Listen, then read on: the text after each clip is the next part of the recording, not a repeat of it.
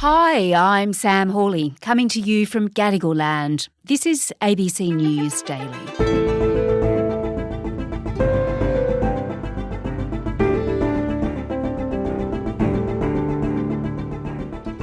With Russia at war with Ukraine, keeping our secrets safe from Moscow is vital. But history tells us Australia hasn't been very good at spying on spies and knowing when our agencies have been infiltrated. Today, investigative reporters Sally Neighbour and Margot O'Neill on an ASIO mole who sold our intelligence to the Russians and why our spy agency kept it secret for so long.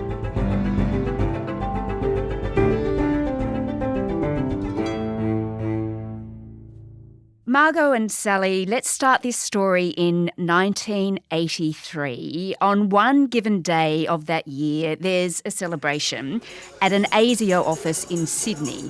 There's a gathering to bid farewell to a man who served with the spy agency for 30 years. It's a big deal, isn't it, Sally? Yeah, so the guy who's leaving is called George Peacock. Mm-hmm. He's 60 years old. He was the head of counter-espionage in New South Wales, so a senior operational role, and all his mates gather around, all his workmates, to say farewell to him because he's leaving after all this time. Little do they know, in fact, no one suspects for 1 second that he's been spying for the Russians for the past 5 or 6 years.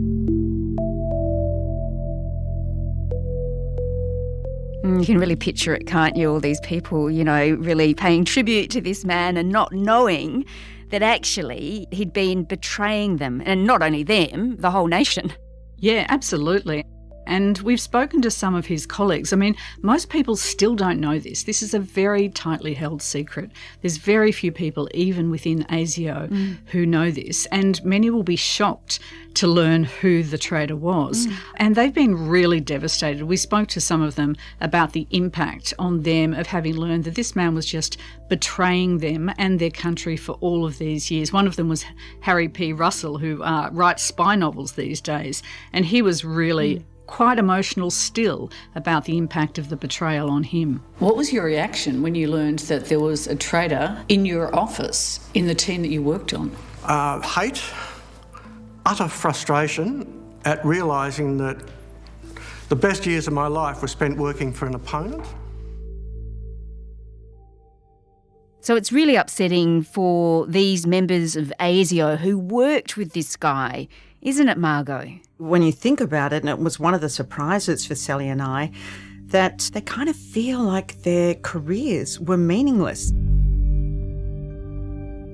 Not only was their work against the Soviets continually frustrated, but they felt like they were working for the enemy because all the details, all their secrets were being passed over.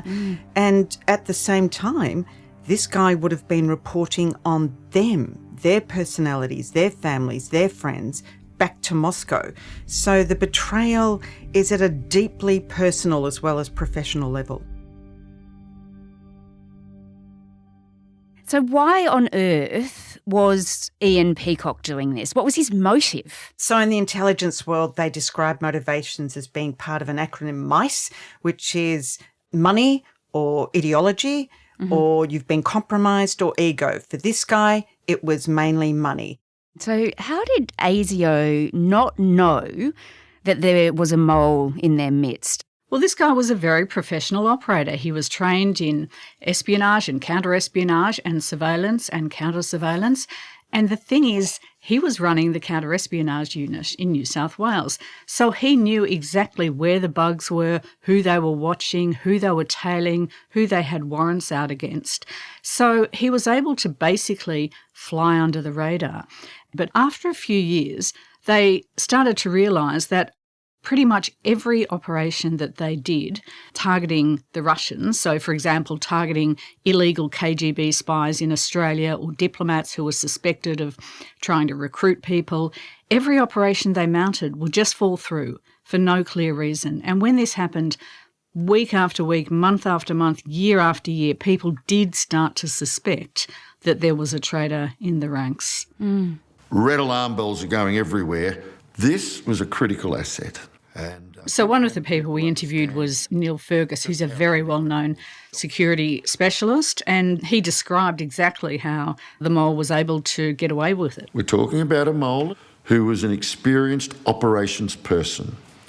This person was highly skilled. It's important, isn't it, to remember as well that it wasn't just Australia's secrets that he had access to, it was also our closest allies. Exactly, and that's the reason why this mole was so very valuable to the KGB. So valuable, in fact, that the then head of the KGB and later head of state, Yuri Andropov, was regularly briefed on what the mole was providing. The mole had access to Five Eyes material, and it was a doorway, if you like, or a window into what was going on in the United States and Canada and the United Kingdom. For a few years, this was gold for them, metaphorical gold. For at least a couple of years, he was their only insight, their only access into the Five Eyes intelligence partnership between Australia, the US, the UK, Canada and New Zealand. There was no doubt that the Five Eyes material was of particular significance back in KGB head office.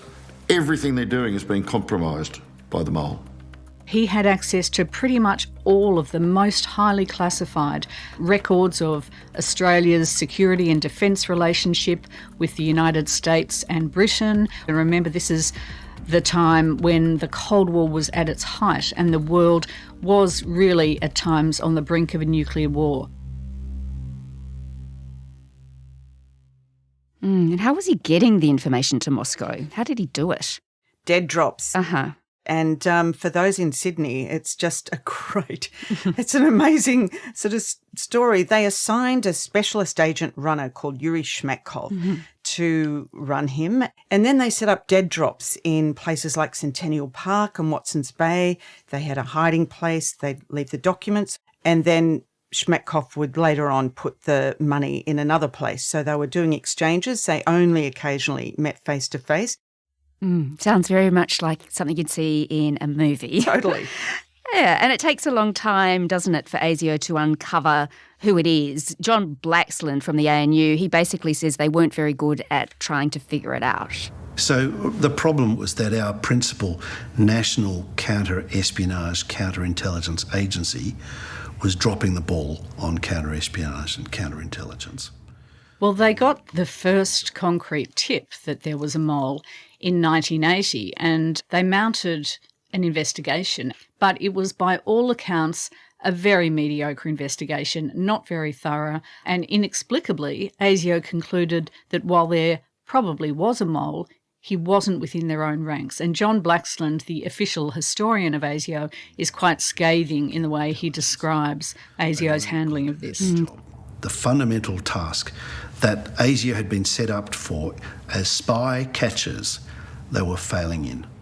He says, actually, that it was such a blokey, boozy, club-like atmosphere. You know, to get into ASIO didn't depend on what you knew, but who you knew. And once in, you're all mates. No one really suspected each other. Everybody knew each other, and everybody kind of gave each other a degree of benefit of the doubt. And so when did they actually identify that it was Ian Peacock, and then what happened? Well, it was really only after the end of the Soviet Union, fall of the Berlin Wall, when there was something of a rush of defectors to the West, that they began to get more and more clues. And finally, by 1995, and this is a full 12 years after the moles retired, almost 20 years after he began his treachery, that they're finally able to identify who the mole was. So you can imagine there must have been backslapping and whooping in the ASIO office when they got to that point. But they've kept it secret all these years. It's never been revealed publicly. Amazing. And I gather that they then tried to get him to acknowledge that he was the mole. Yes, there were years of meetings with him, because what would you want? You would want to know, what were the secrets? How much has been compromised? Tell us what you told the Russians. But he denied all the allegations, refused to cooperate. So When he died in 2006, he took his secrets to the grave. Oh my gosh, it's a fascinating story. But why do we care about this all this time later? You know, what's the significance now of this mole being in ASIO all that time ago? Well, I think a few things, right? First is, you've got to learn from your history. But secondly, the current ASIO Director General, Mike Burgess, says that foreign espionage activity in Australia is back on. It's at an all-time high. It's the Russians, Chinese and the rest.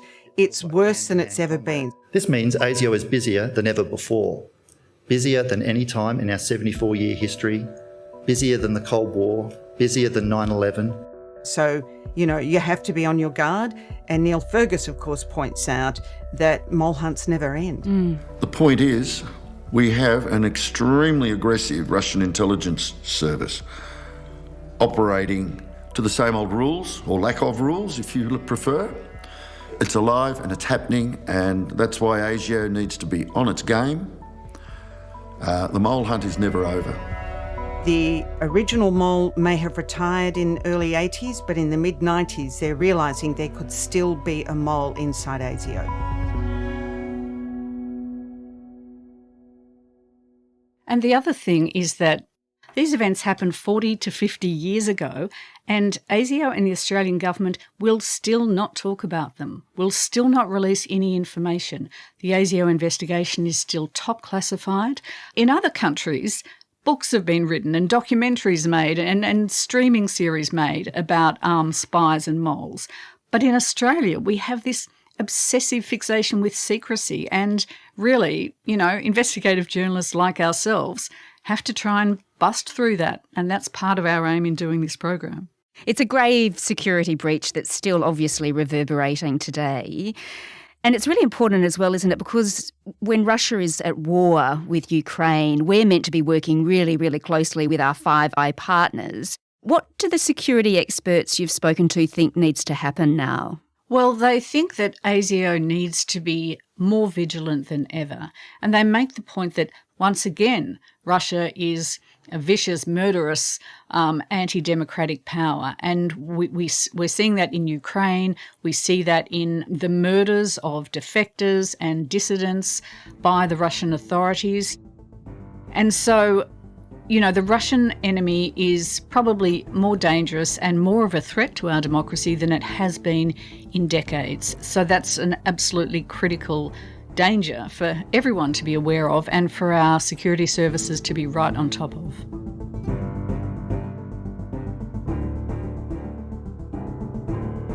Sally Neighbour and Margot O'Neill are investigative journalists. You can catch their full Four Corners report on iView. ASIO wouldn't be interviewed or answer Four Corners written questions. This episode was produced by Veronica App, David Cody and Sam Dunn, who also did the mix. Our supervising producer is Stephen Smiley. I'm Sam Hawley. ABC News Daily will be back again tomorrow. Thanks for listening.